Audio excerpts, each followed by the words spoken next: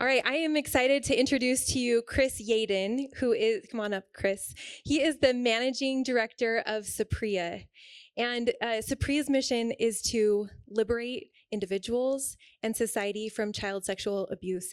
And Chris Yadon has been with this organization since the absolute beginning, so he is the expert on this topic, and it really is an honor to have you here for this. So thanks. Awesome to be here. Thank you.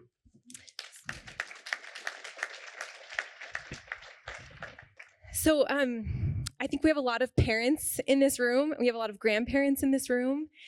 And to me, this topic feels at some level like it's going to be personal. It affects everybody in a way that feels a little bit different. I think maybe both because of its urgency, but also because of the way it specifically affects the most vulnerable in our community, but also in our own families. And so I'd actually love for you to just frame the conversation for us, because I know that you're going to share some things that will feel really alarming, and I know that the intention is not to scare. So would you just start with what you hope we can do with this information? Yeah, first off, I don't use fear-based motivation when it comes to childhood harm. I think it's actually distracting to solving the actual problem. So I will share some things that may feel alarming, but they're more informational than motivational in their intent. So one thing in terms of framing the conversation is human beings, we love our kids. And there are very few parents in this world that aren't motivated by love for their kids. And we want to protect our kids. And generally speaking, when it comes to sexual harm of our children, which is where my competency lies, we failed miserably as humanity. And it's a big, ugly problem. It's a problem that many of us don't even believe can be solved, which we may want to talk about a little bit. And so when there's an issue that feels that overwhelming, that big, and we have the perception that it's an unsolvable problem, or we have a perception that it's a problem that affects somebody else somewhere else, our natural response is indifference or apathy. We have too many problems that are right in front of our nose that we give time and energy to problems that we feel are proximate to us and our family. Unfortunately, sexual harm of children in all its forms is proximate. Because of the stigma and taboo, though, it's driven in the shadows, into secrecy. So it's all around us without us acknowledging that it's all around us. We're going through a major shift right now as a society of acknowledging sexual harm for the first time, perhaps in history. We've still got a long ways to go there, but as we look at public perception and do evaluation of public perception around a topic like child sexual abuse, the needle is moving in how people perceive the issue.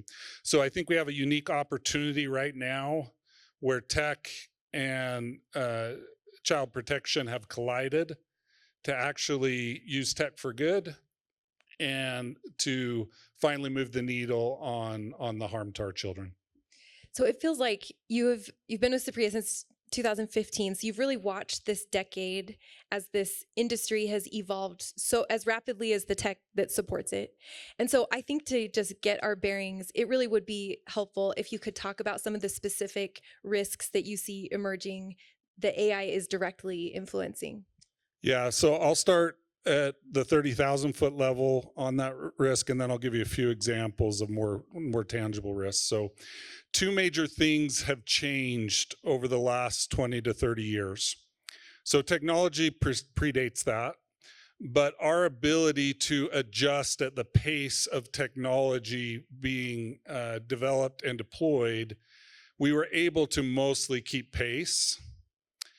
That's changed with the advent of the internet, the next major movement of social media, and now the current movement of AI. The pace at which tech is being released is far outpacing our ability to naturally respond. So this is a really critical thing for us to understand as it relates to the current threats. A lot of times parents, they look for tactics, like tell me the three things I should do.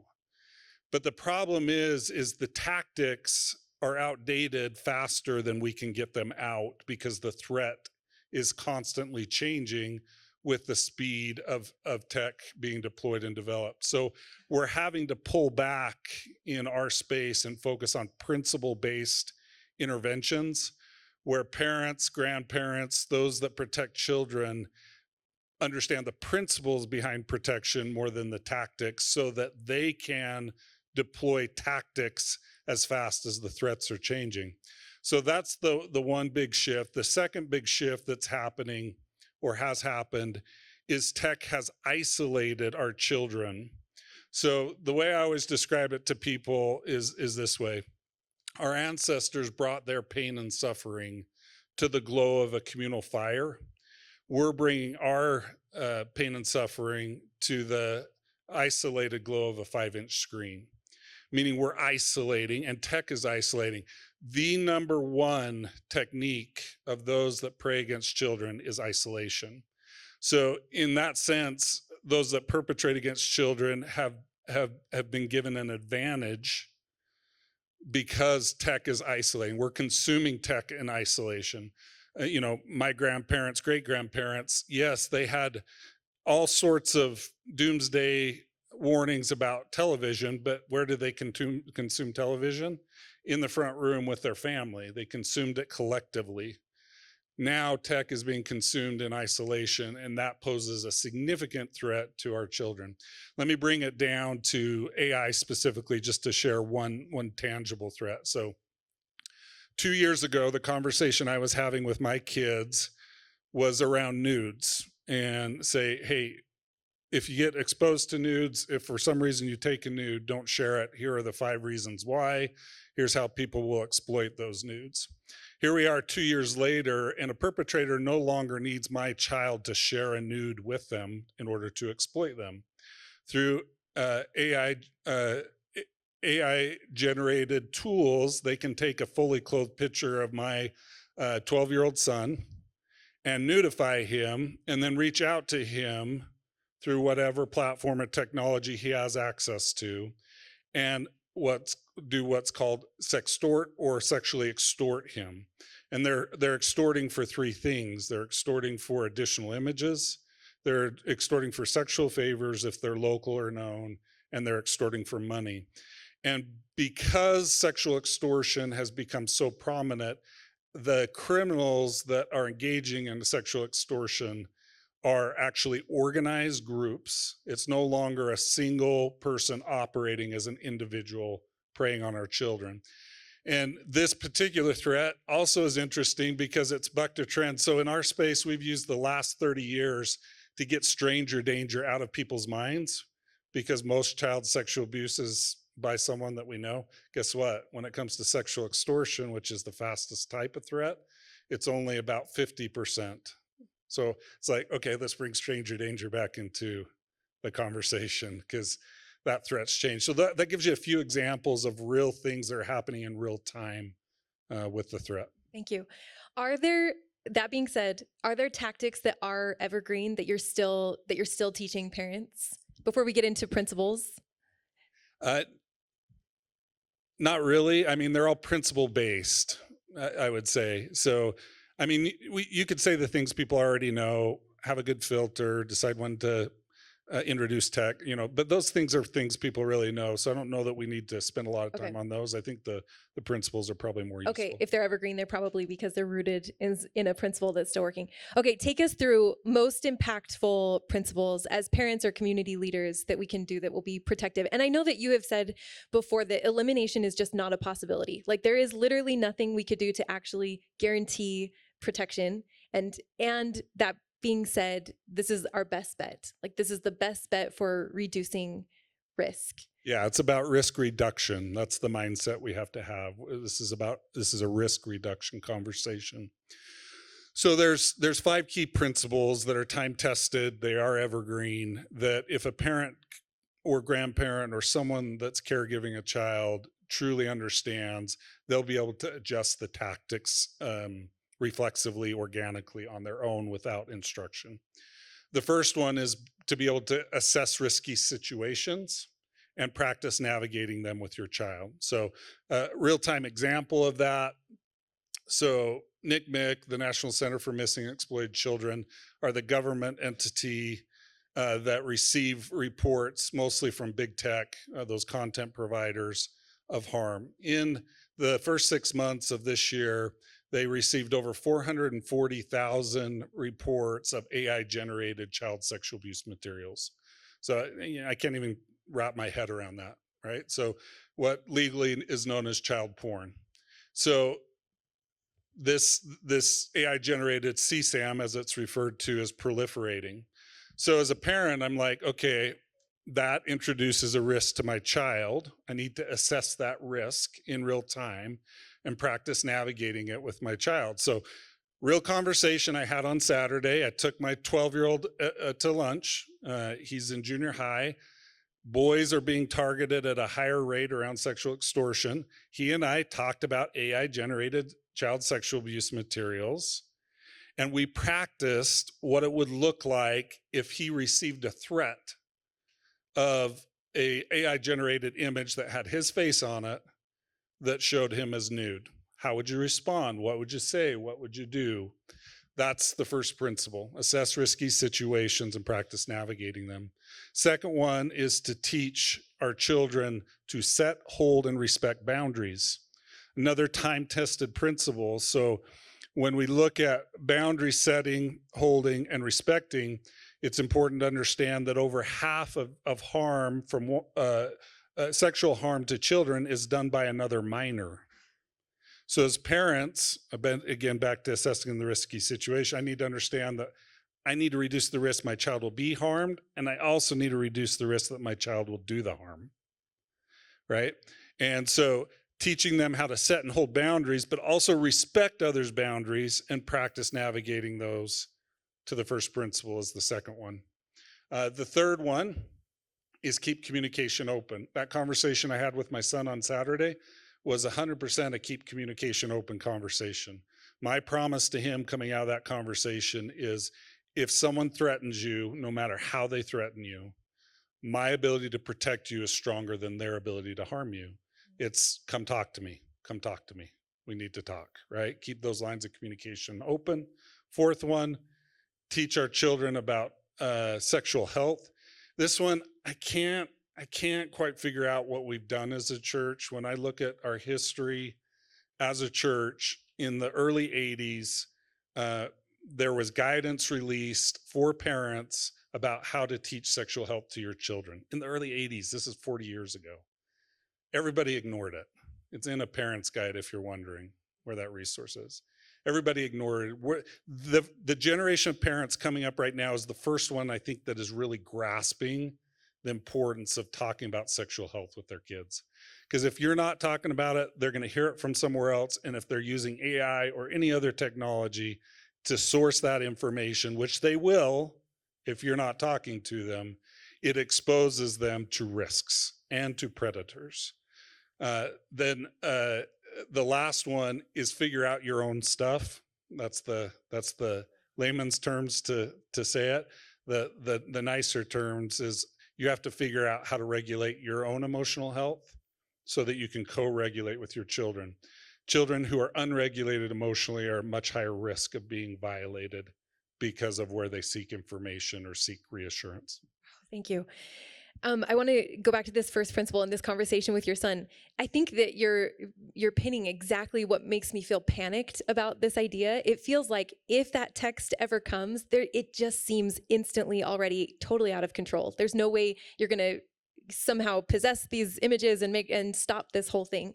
So what do you say? Like, what should a kid say if this happens? If they get the text, if the image has already been generated, what is there to do next? Yeah, I mean, the to-do, like if I practice navigating with my kid, is first to not respond, and second to immediately tell me, and that I'm going to help them navigate that.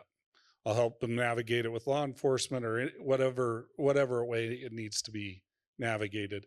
And it's so situational and so use case specific of how we might respond to that. It's hard to give a clear-cut answer. But the key is, and what I practiced with my son in that moment is, don't respond. I'm here to protect you. Let's chat. I'll help you deal with it. Okay, thank you.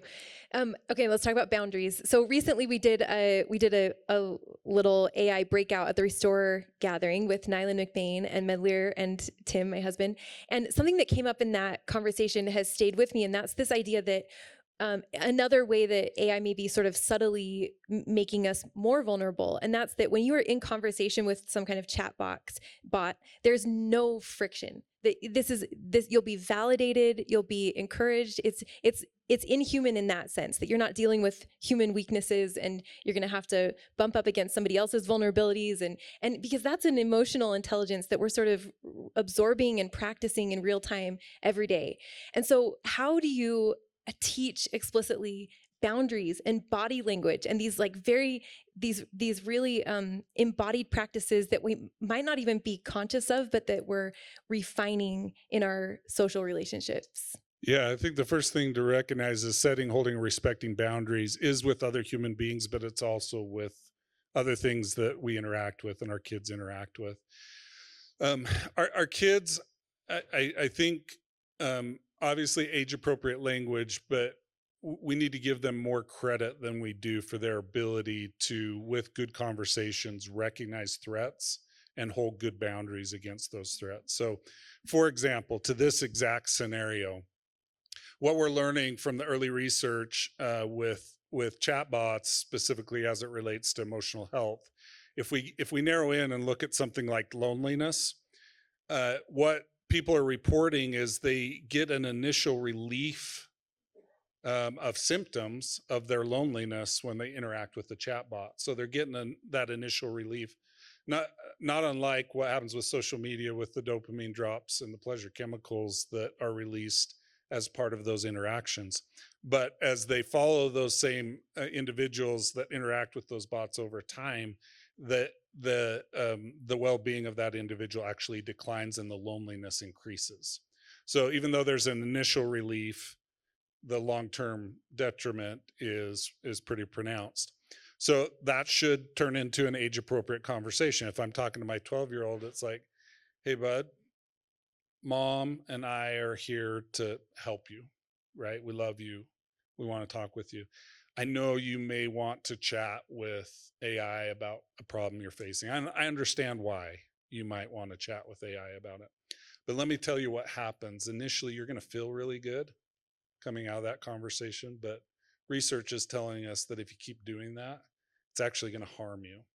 My 12-year-old can have that conversation. Those are the types of conversations we need to have to promote digital literacy.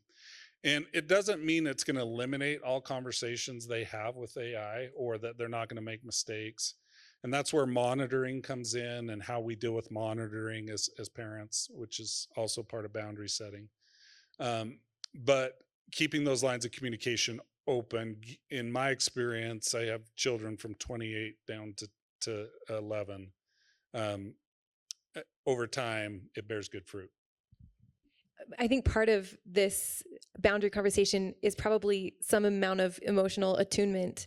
And it feels like that's something that is a little bit harder, that you need to have some intention around developing and practicing. How do you teach that to your kids? And I mean, I think this could be effective when it comes to boundary setting in dating and recognizing body language and what actual consent looks and sounds and feels like. But it feels like that's maybe less intuitive, the less experience you have in a relationship where someone is maybe not speaking no, but showing no. I like to use an analogy when talking about attunement. So, attunement, in short, is our ability to notice, name, and respond to emotions, both our own and others. The best analogy that I've used to teach the principle of attunement, and it works with kids and others, is I said, you've been to junior high orchestra or to a symphony or where music's being played. You know how the violinist sits and tunes their instrument? That's like attunement to your own emotions. But guess what? They also have to tune in to the other violinists and they have to tune into the whole orchestra and they have to kind of read what's happening with them in order for them to connect well and make the sound that sounds great. And they get that. Even young kids get that. They're like, oh, that makes sense to me. And so that's how I teach the principle of attunement in terms of how do you deal with it day to day. Look, I've got 6 kids. my 18-year-old right now loves to tease his younger kids. So there have been 523 of these conversations. Hey, do you see how she's responding? I don't think she likes that. Right? That's how you teach it practically. So you teach the principle through like the violin metaphor, but when it comes into the practical reinforcement, if your kids tease your other kids, you have infinite opportunities to teach the principle of emotional attunement, the ability to read body language, the ability to set, hold, and respect boundaries. They're in front of you every day as a parent, or even a grandparent. It feels like when we talk about emotional regulation, our own and teaching it to our children, that something that is inevitably going to present itself is the ways that we choose to numb, to just feel distracted or not deal with the actual whatever is actually dysregulating us. So, do you see AI being an issue in families, especially in ways that maybe are not on our radar as parents, that kids may be using AI to numb? Yeah, so emotional numbing is really the outcome of some of those changes I talked about at the beginning. When we start dealing with our pain and suffering in isolation rather than in community, it actually leads to emotional numbing where we shut down our ability to feel emotions, our ability to be compassionate. So if you can imagine a cycle, when we emotionally numb, what it does is it elevates our stress responses, and you've all heard about stress responses. They've been dialogued about a lot, particularly over the last 10 or 15 years. Well, here's the interesting thing that happens biologically. When we're in a stress response, our biological drivers to rest and connect shut down. So in other words, we don't seek out community and we isolate. So if we're isolating because we're numbing, where do we go to for companionship? We go to technology. And what's the technology doing? It's releasing pleasure chemicals that give us temporary relief, but actually send us right back into the numbing cycle. Here's the tough part about it: is when we feel lonely and disconnected because of that numbing, research tells us over and over again the next response in that cycle is apathy towards ourself and others. So if you wonder why our world feels apathetic towards one another, dehumanizing, it's not. I would just say this: it's as much biological as it is cultural, and maybe our culture is what's driving the biological responses. But it's an actual biological response, that apathetic response. So the way we combat that is we have to reconnect. And this is maybe if I were to ask this audience to leave with one thing, this would be it. We have to take the counsel in the Book of Mormon as it relates to technology to act instead of being acted upon. We were able to get away with it when the radio came, when film came, when television came. We could be acted upon and adjust reactively to what was happening. Technology is moving too fast. If we as parents, church leaders, a faith community, grandparents wait and see what happens, the harm will be done long before we ever respond to it.